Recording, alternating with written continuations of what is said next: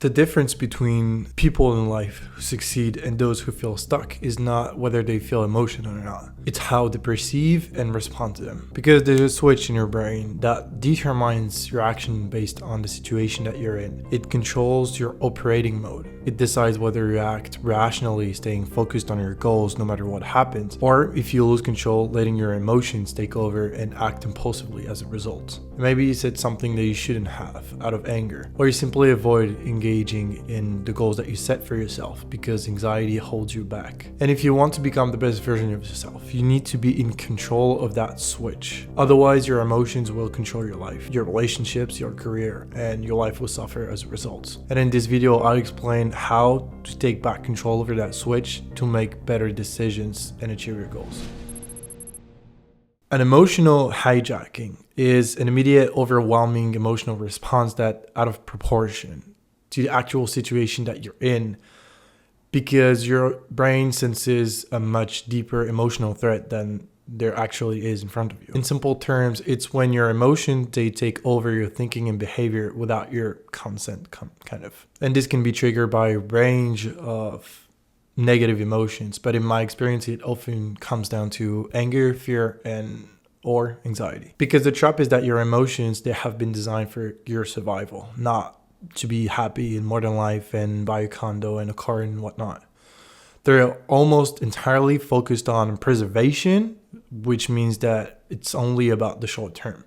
They don't really care about your vision, your long term, your goals, your dreams. Your emotions will tell you to smack the guy that walked into your shoulder on purpose when you were just walking down the street. They will push you to go out and party when you just feel alone, even if you don't want to jeopardize your studies, for example.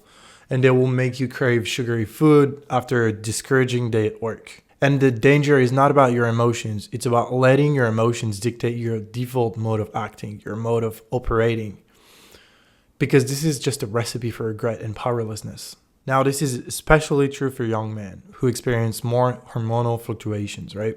You got to be aware of that because your testosterone levels, to just name an example of what happens when you're a young male, is truly affecting your emotional regulation and your ability to control your emotions because they just seem to be amplified out of nowhere. Beyond that, the part of your brain that's responsible for rational thinking, which is your prefrontal cortex, located right behind your forehead, helps you disengage these emotions, manage them, and rationalize all of it using your thinking. But it doesn't fully develop until your mid to late 20s. So it makes it really hard to control your emotional hijacks when they happen. So this is the part of your brain that's basically saying, okay, this guy bumped into my shoulder, but getting into an argument isn't worth it because I'm going to be late at work, or like we're going to end up in jail. Now, the sad reality is that most people live their lives ruled by their emotions without always being aware of it. They don't have anything they're not choosing. They're just undergoing their whole process. They feel like they're drowning in them with no option but either just avoid or act them out, which is not what you want. Now, again, I want to repeat that because it's important. If you're a teenager or a young adult, it helped me a lot to understand this. So that's why I'm sharing it twice. It is biologically more tricky for you because you tend to have a higher emotional reactivity, which means that your emotional response is just greater than the one that it would be for someone that's older but in the same situation. It's like your brain just triggers the emotion, but it's amplified because of those two concepts that I've just highlighted. But that doesn't mean now that you can't learn how to make better decisions, because just having this piece of information in your mind, knowing that you will tend to react in a stronger way, will help you disengage that reaction. And it just means that you need to prepare yourself ahead of time and understand the concepts that I'm about to share in this video. Because in modern society, when literally poor emotional regulation can cost you thousands of dollars or jail time, mastering the skill of self-regulation and disengaging your emotional response is crucial. Without it, you won't be able to build healthy relationships, land your dream job, work with a bunch of people, or just get in shape.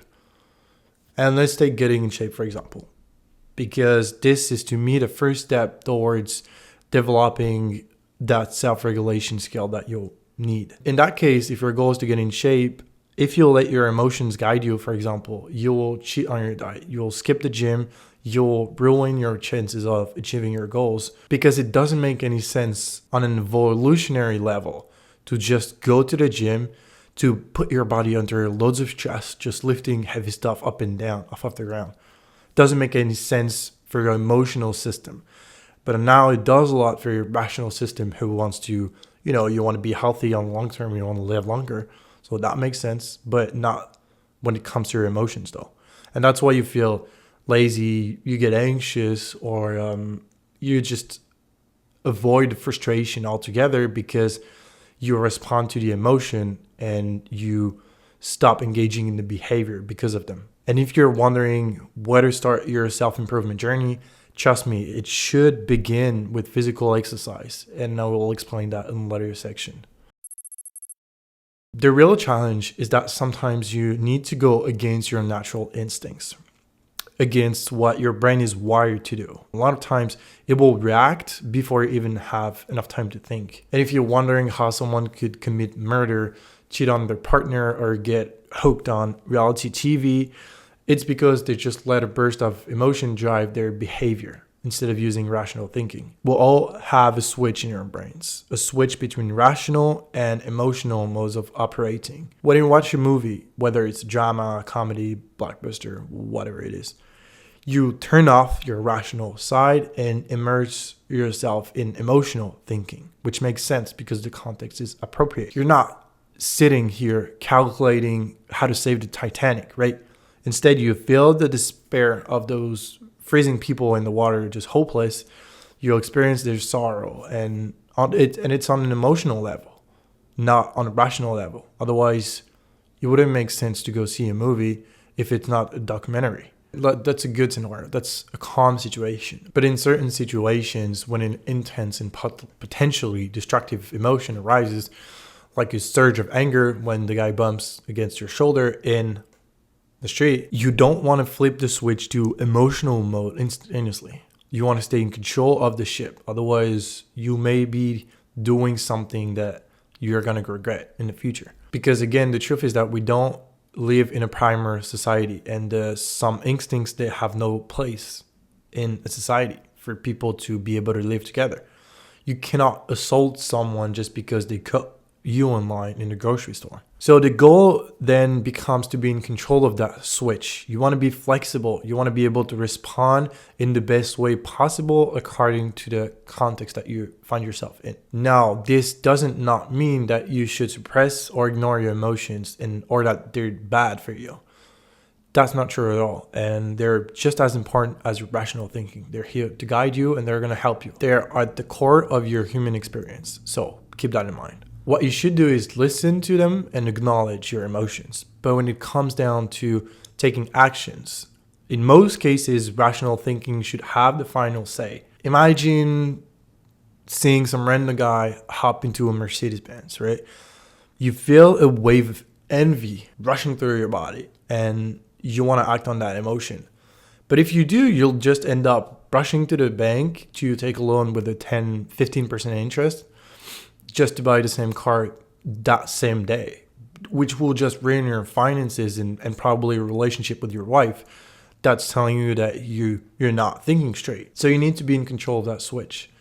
When strong emotions arise, when they appear, you should be able to stay in command of the ship. But when it's also appropriated, you want to be able to flip the switch to emotions. Otherwise, your wife is not going to be happy with the way you behave because you're a robot. The real power lies in smoothly transitioning between emotional and rational when the situation calls for it. That's where the superpower really is. It's not easy, but self-regulation, the skill that I'm talking about, is something that you can learn, something you can work on at any stage of life. You can train your brain to switch between the different modes of operating whenever needed. If you want to take back control over the switch, it all starts with your body. The most effective tool I've found by far for training your brain to stay calm and rational is physical exercise, and specifically strength training. But in order for that to work, you need to train with the right mindset.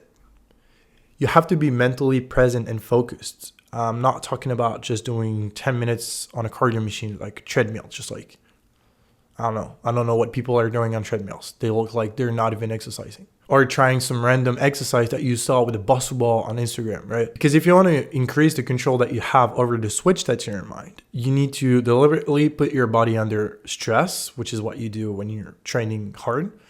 You need to endure that state, and you need to keep your mental focus sharp. And I mean, that's why I've created Fitness Autonomy in the first place, because I felt like no one is truly teaching people how to work out in a way that builds both their body and their mind. The thing is that when you experience physical stress, it becomes a mental battle to stay focused, because as your cortisol levels, they spike, they're going to shut down a bunch of systems, including your ability to think rationally. That's why training in the gym, if done properly, is so potent.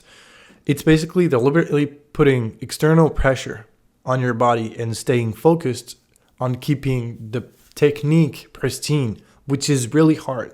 And it's going to help you it's going to transfer onto other areas of your life, because you're stressed and maybe anxious and you feel heart rate elevated, blood pressure is going through the roof and everything. And you're just like, okay, I need to stay calm. I need to stay rational, and I need to get over the workout. I need to get done with it. I need to do my sets. Now, physical exercise is not the only thing that's going to help you regulate the switch. It's the thing that I suggest you start with, but you also need to pay close attention to your inner narrative, which is the voice in your mind that's speaking to you. We all have this narrative that changes depending on the context, the mood, the personality, how many hours of sleep that we got. For example, I'm not a runner, right?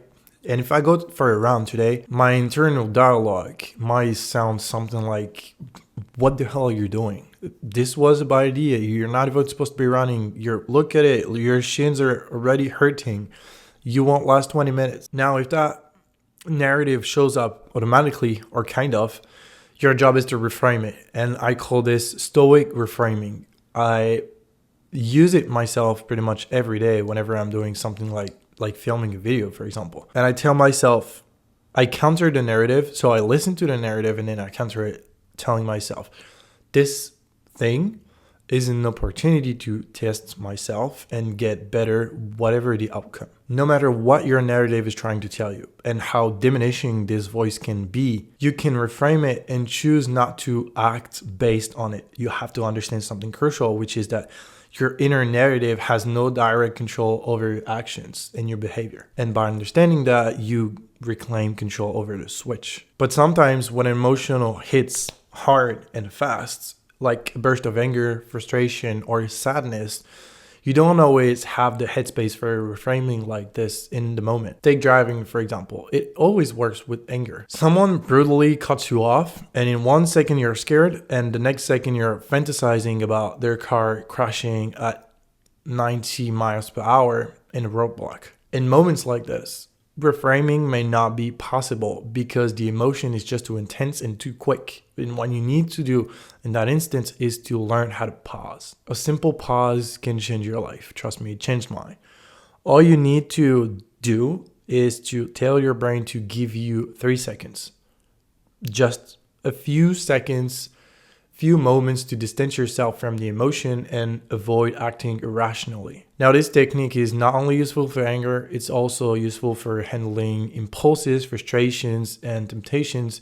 And it's something I often teach to my clients who have a hard time managing their weight and hunger. Self-regulation, being able to control the switch, is a superpower. But as you may have seen it around you, there's not a lot of people who seem to be able to do it. And I'd argue that it's because they lack something. They lack a long-term vision. They lack what I call a North Star. Because again, Your emotions, they want to preserve you in the short term. They don't care about long term. They don't have that consideration for a long time horizon. But your rational does, though. And as a human being, you seek purpose, and you need to see yourself evolving to be fulfilled in life. Now, the majority of people that are not in control of their emotions are profoundly stuck in their lives. And without your North Star, without a clear plan to follow, you will end up wandering through life. Now, wandering is dangerous because it drains the only resource you can't get back, which is time. Your plan doesn't have to be ultra detailed. I'm not saying that if you're 19 right now that you should know what you want to do for the rest of your life. I'm just saying that you need some sort of direction. You need to know enough so that you know what your next step should be, at least. But the reality is that in modern life, there's a potential to do almost anything. You can fly to another country, you can make money on your own with using the internet, or you can connect with people using social media. But this freedom, it comes at a cost. The risk of being paralyzed by anxiety because there's just so much to do and you realize you're unsure about what to choose. That's where your North Star comes in. It is the best remedy against this modern type of anxiety. And I don't have a clear path right in front of me, but I have a sense of direction, which is allowing me to not act emotionally every time that I'm facing a dilemma between emotional and rational. I know that I want to get in shape. I know that I want to work on myself. I know that I want to write. I know that I like to read, this kinds of stuff. And if you have no idea about what you want in life, start with what you don't want first and then explore from there. The goal is to engage in actions that are meaningful to you, not pleasant, meaningful. I don't exercise because it's pleasant. It's not pleasant to just tear apart your muscle fibers. I do it because it makes me feel alive and it builds mental resilience and confidence. And that's meaningful to me, even if it's unpleasant in the moment. This vision, your North Star, will fuel you. It will give you enough energy to be able to regulate your mode of operating whenever needed. Because at any time when you feel a burst of emotion, you'll be able to tell yourself, okay, am I acting accordingly to my goals right now? Probably not. So let's get back on track and stop reacting like this. But if you don't know why you wake up every day and you don't know what to do with your life, you will get lost. And when you're lost, you don't control the switch. It will control you, pushing you into your default mode. And for most people, the default mode is the emotional mode, which is not something that you want to use very often. But if you keep doing the work and you keep looking for that North Star, you'll just be fine. And as always, I hope this helps. Trust the process.